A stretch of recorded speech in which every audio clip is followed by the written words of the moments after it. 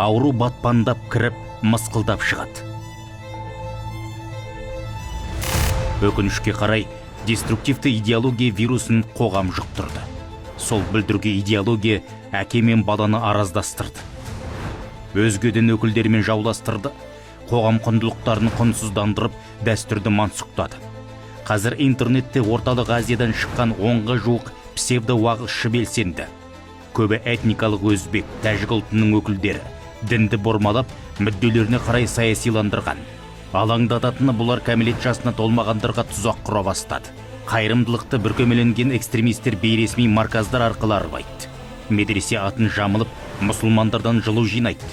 Жеткіншектерді заңсыз орталықтарда оқытқан болып, ата-аналарын таяу шығыстағы отқа тастайды.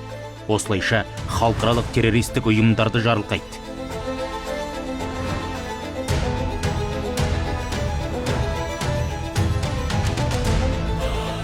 Ақпараттық технологияны тиімді пайдаланған радикалдар заһарларын түрлі әдіспен таратады.